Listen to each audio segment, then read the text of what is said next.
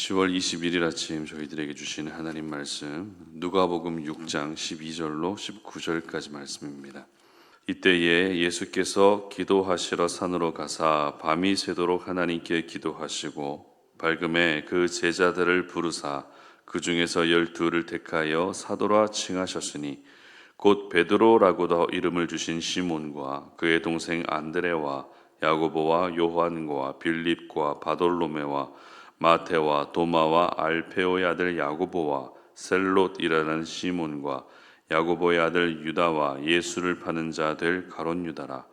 예수께서 그들과 함께 내려오사 평지에 서시니 그 제자의 많은 무리와 예수의 말씀도 듣고 병고침을 받으려고 유대 사방과 예루살렘과 두로와 시돈의 해안으로부터 온 많은 백성도 있더라.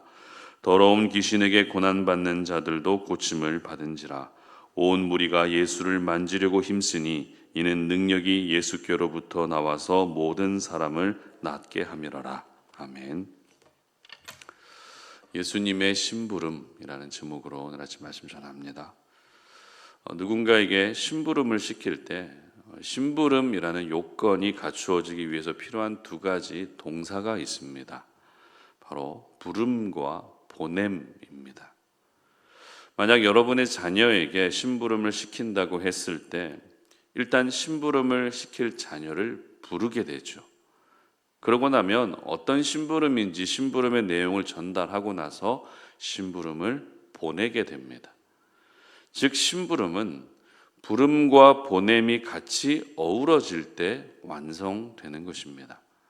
불러놓고 보내지 않으면 심부름이 될 수 없고 부르지 않고서는 또 보낼 수 없기 때문에 역시 심부름으로 완성될 수가 없습니다. 오늘 저희들이 살펴볼 말씀은 예수님이 제자들을 부르시는 사건인데요.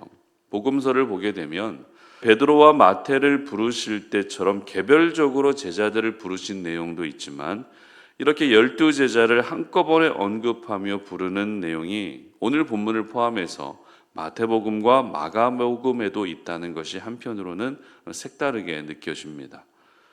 그런데 개별적으로 부르실 때와 12명을 한꺼번에 부르실 때를 비교해 보게 되면 부르신 이유, 부르신 목적에 차이가 있습니다.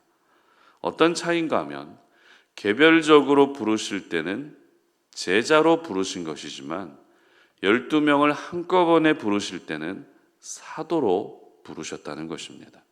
13절 말씀 보시기 바랍니다. 밝음에 그 제자들을 부르사 그 중에서 12를 택하여 사도라 칭하셨으니. 아멘. 자, 이 말씀을 보시면 예수님이 부르신 대상이 제자들이라고 되어 있습니다. 즉 제자로 부르신 것이 아니라 제자를 부르셨다는 것입니다. 그리고 제자를 부르셔서 어떻게 하셨다고 기록하고 있는가 하면 사도라 칭하셨다는 것입니다. 다시 말해 예수님이 제자를 부르신 이유는 사도로 세우기 위해서였습니다. 문맥상 보게 되면 제자에 해당되는 12사람과 사도에 해당되는 12사람이 모두 같은 사람이라는 것을 알 수 있죠. 그렇다면 왜 굳이 제자와 사도라고 하는 다른 표현을 사용하고 있는 것일까요? 일단 제자의 의미는 따르는 자 이런 뜻입니다. 즉 제자의 본질, 제자의 정체성, 제자로서 살아갈 때의 가장 중요한 것은 예수님을 따르는 사람이라는 것입니다. 반면에 사도의 의미는 보내진 자, 보냄을 받은 사람 이런 뜻입니다.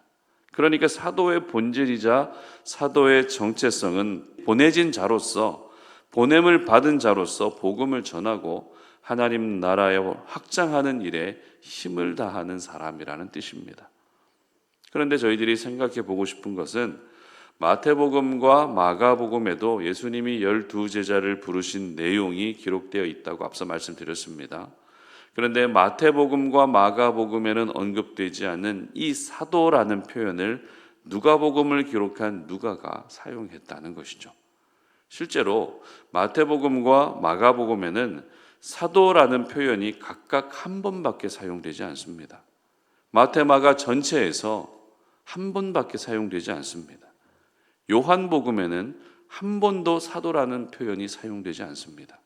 그런데 누가복음에는 9번으로 비교적 많이 사용되고 있습니다. 심지어 누가가 기록한 사도행전을 보게 되면 이 사도라는 표현은 셀 수 없을 만큼 많이 나온다는 것을 우리는 잘 알고 있습니다. 이렇게 같은 사건을 기록하고 있는데도 불구하고 다른 복음서에서는 거의 언급되지 않은 표현을 누가가 집중적으로 언급했다는 것은 누가 자신이 바로 이 사도라는 직책과 역할에 큰 관심을 가지고 있었다는 것을 알 수 있습니다. 우리가 누가복음을 처음 시작할 때 누가복음의 수신자가 누구라고 했죠? 바로 이방인이옵니다. 누가복음을 쓴 이유는 유대인들에게 복음을 전하기 위해서 쓴 것이 아니라 이방인들에게 복음을 전하기 위해서 썼습니다. 다시 말해서 이방인들에게 복음을 전하기 위해서는 복음을 전하는 사람이 필요했는데 예수님이 바로 이 역할을 맡기기 위해서 제자들을 부르셨다는 것을 의도적인 누가의 관점으로 기록했던 것입니다. 제자로서 예수님을 따르는 삶도 의미가 있고 중요합니다. 그러나 누가는 이미 다른 복음서에서 강조된 부분과는 조금 다른 관점으로 제자들의 정체성을 이해하고 싶었던 것입니다. 그래서 사도라는 이 표현을 주로 많이 사용했고, 오늘 본문에서는 예수님이 12사람을 제자로 부르신 것이 아니라 사도로 부르셨다는 것을 강조했던 것입니다. 특별히 예수님이 제자들을 사도로 부르신 내용을 기록하고 있는 이 누가복음은 마태복음과 마가복음에는 언급되지 않은 또 다른 말씀이 있습니다. 12절 말씀 보시기 바랍니다.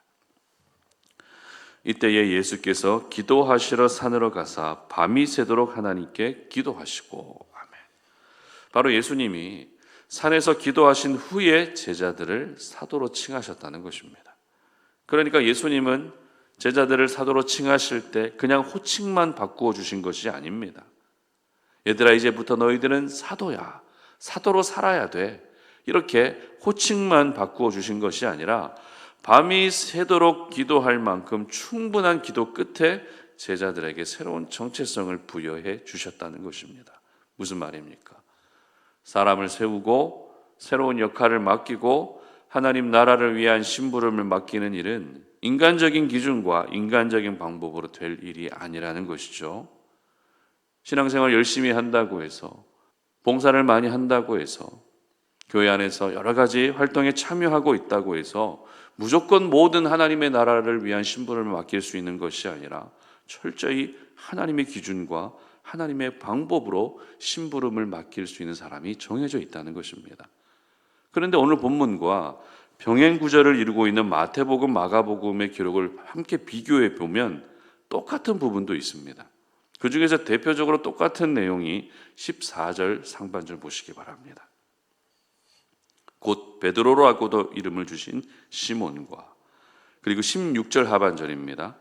예수를 파는 자 될 가롯 유다라. 바로 베드로와 가롯 유다를 동일하게 처음과 마지막에 배치했다는 것입니다. 그리고 베드로와 가롯 유다를 소개하는 내용 역시 다른 복음서와 똑같다는 것입니다. 참고로 이 다른 제자들을 언급할 때를 보면 순서도 조금씩 다릅니다. 그리고 어떤 사람인지를 소개하는 부분도 시몬의 경우 누가복음에는 셀롯이라고 되어 있지만 마태복음에는 가나안인이라고 되어 있습니다. 그리고 누가복음에는 형제 야고보와 요한을 이름만 언급하고 있지만 마가복음에서는 우레의 아들이라는 별명까지도 언급하고 있습니다.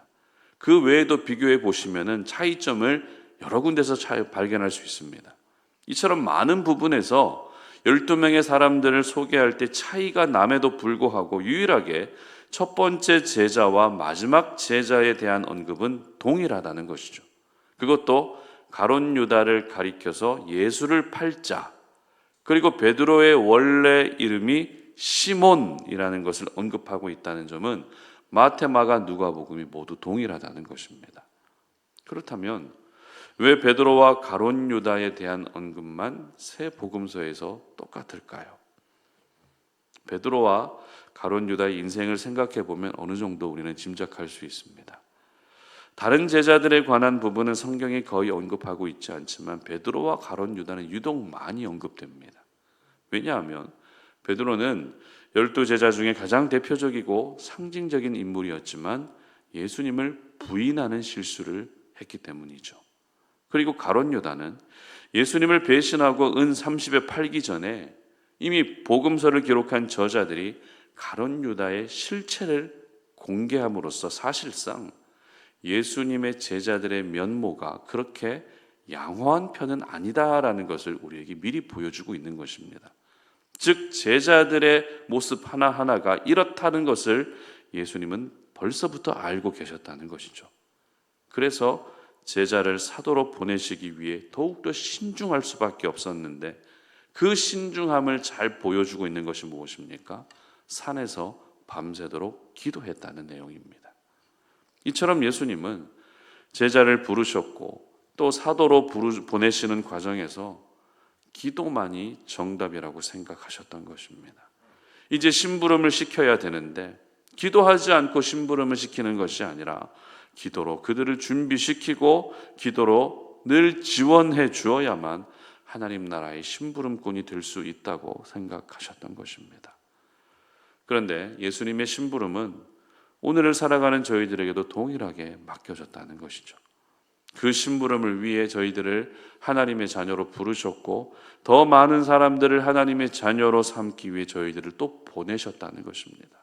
그러므로 우리 모두는 예수님의 심부름을 맡은 사람입니다. 하나님 나라의 심부름꾼이라는 것입니다. 심부름꾼은 심부름만 잘하면 되지만 심부름을 잘 감당하기 위해서 필요한 것은 바로 기도하는 것이죠.